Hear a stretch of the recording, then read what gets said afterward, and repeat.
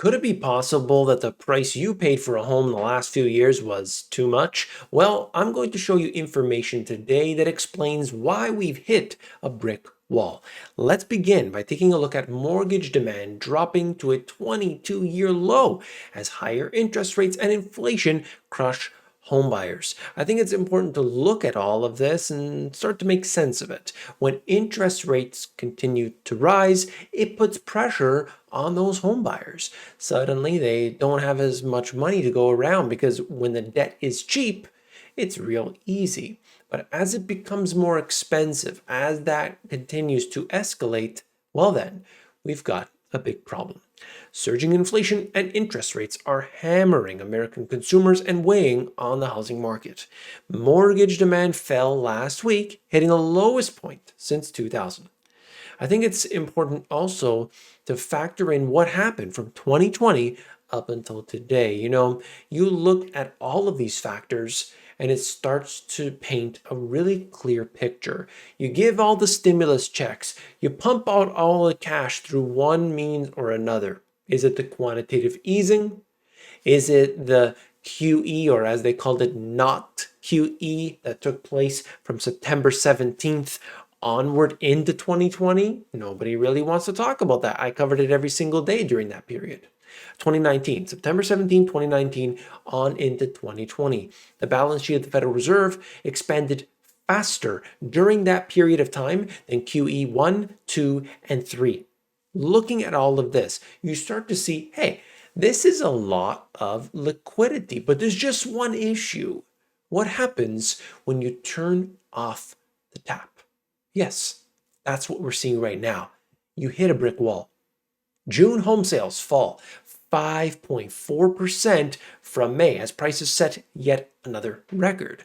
I think it's important to look at what's happening as well with the prices. So you're going to see sales and you're going to see prices, and it depends on where you look. Some areas are probably still going to do well.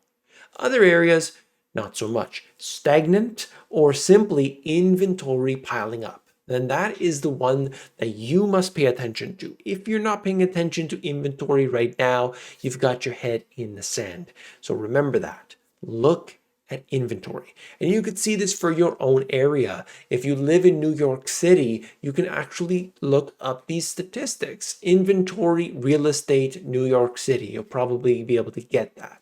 And there's other ways, of course, but this is key.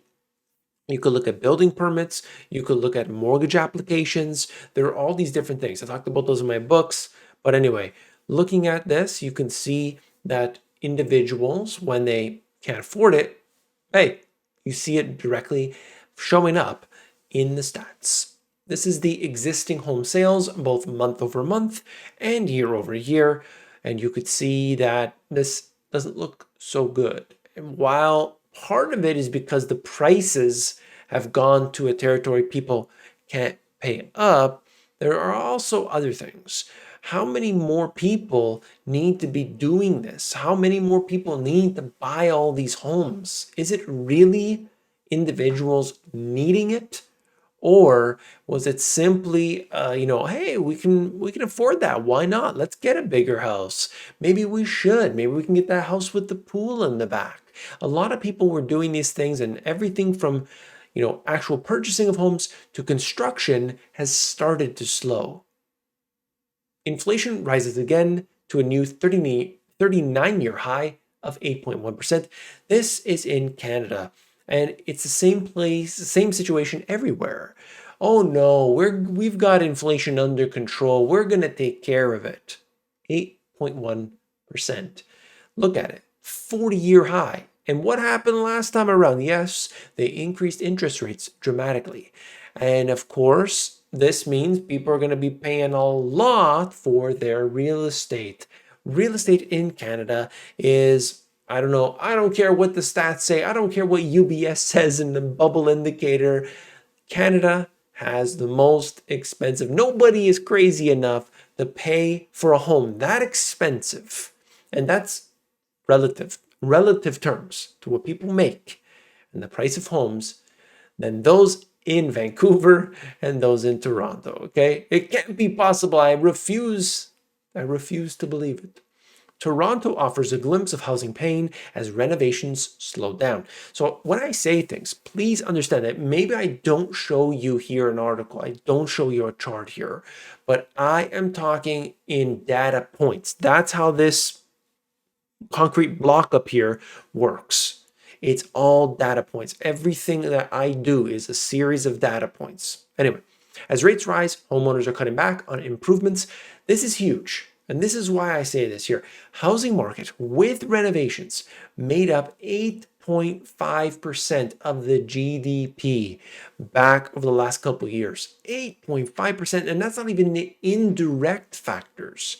This is definitely over 10%. The jobs, total jobs, is something around the same level. I think it's around 10% in the housing market. What in the world is going on when we put this much emphasis on something that's supposed to be, it's not supposed to be like this. It's not supposed to be exotic. It's not supposed to be a gamble. But yet, what are we doing? We're putting so much emphasis on shelter. Crazy. I mean, it's not to say that we shouldn't have beautiful homes and we shouldn't take care of them and renovate them and have a garden and all this. That's not what I'm saying. It's that what's happening with the bubble factor against something as simple as a home. A recession is the biggest concern. If you get people concerned enough, they're going to stop spending, and we've already seen that. They're going to get into hunker down mode. And that's where we're at today. I just want to kind of put that at this point here, because when we get into this cycle, and that is increasing interest rates, higher prices, higher inflation, concern about recession, then you've got companies laying people off. Laying people off then leads to the next step. Then they're not buying stuff at the store. The economy starts to slow down. It just goes over and over and over again. Valuetainment did a video actually about this very recently, within the last few days, I think it was. And they talk about that. And it's exactly what I've highlighted all along. And now we bring us to this right here. I want to talk about what's happening with prices that people pay, inflation.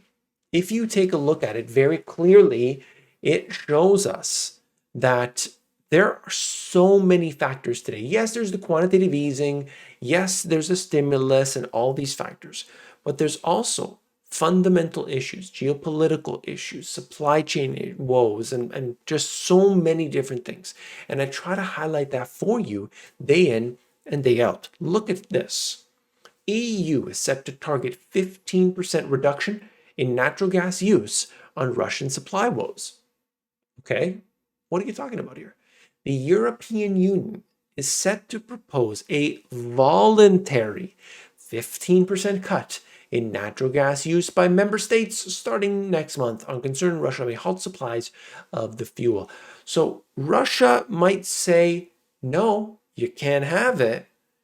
And as a result, we are going to impose restrictions on your natural gas. How do you feel about that? My friends in the EU, please put your comments down below. And in fact, let's say you're in the US. If suddenly the government said, we're going to impose a voluntary reduction in your energy, how does that make you feel? What would you do? This is it, coming directly from the EU website. Save gas for a safe winter. Commission proposes gas demand reduction plan to prepare the EU for supply cuts. Now, I think having plans in place is good. Planning ahead is good. Saving for the winter is good. All of that, it's good. But voluntary is probably not really voluntary. That's the way I see it. That's just the way I see it, okay? And as a result of all of this, you're watching natural gas prices this is in the US. They peaked at over $9. Then they fell down to about $5.50. But today they're nearing $8 again. And so we see what's happening here, just this massive fluctuation. If you look at what happened previously, the EU needed the gas, so the US was willing to supply. And all of these ships were bringing it over to Europe. And they couldn't save any of that gas. They needed to use it up. So what happened here? Well, the businesses that were selling that gas did well. They got their business, but the homeowner in the United States has been needing to pay more and more and more. And part of that is because of the supply issues. If there's an abundance of it in the US, well, then people would pay lower prices. But that's not what's happening today. You see it's a little fishy. Anyway, China's spending on Russian energy imports, and you see year over year, this has gone up. This is from the beginning of 2021. And you could see oil, gas, and coal, oil being the yellow. And you look at this over time, they are intending on spending more money. In this case here, it's around that $6 to $7 billion. I mean, it's up 72% on an annual basis. Just to give you an idea, they are partnered up like this. There's really, really strong ties right now. And of course, the United States and Europe aren't exactly that happy about that. Russia is China's top oil supplier for the second month. Saudi volumes tumble. So that's just to give you an idea of how this is all unfolding. You're watching Russia and China form alliances everywhere. China seems to be at the center, but Russia certainly has so many commodities, and China has that appetite. You can just see them buying it all up. But these two countries, you stretch that out and you look at the BRICS nations, okay? Brazil, Russia, India, China, South Africa. But then that expanded further. They're, basically seeing applications from different countries. And then you expand it even more so. And look at what China is doing with the AIIB. They're forming these institutions all over the place, trying to replace the IMF, the World Bank, and all of the others. They are sick and tired of the sanctions. They're sick and tired of being told what to do. So they're creating their own infrastructure. I really don't blame any of these countries for doing that, because when you have one country that is calling all the shots, that worked, let's say, in the 1940s and beyond, because the United States was the strongest. They had all the gold and everything. In 1971, that changed, really changed. And now we have what we are dealing with today. So there's so much here. I hope that you found it informative. I believe what we should be doing as individuals here is, with all this stuff that I covered, prepare for yourself, for your family. Take initiative today to make a difference. If that means just this small amount, one thing that you can do today, please do it. It's going to help you out in the long term, okay? We don't look back and say, oh, I wish I never had bought that insurance policy. I never used it. That's just the way it is. We need to take those measures today, and I think more than ever before. Okay. If you appreciate the information, hit that thumbs up. And of course, make sure you subscribe, because I'm going to bring out some incredible content over the coming days. Okay. So definitely check it out. I'll see you there.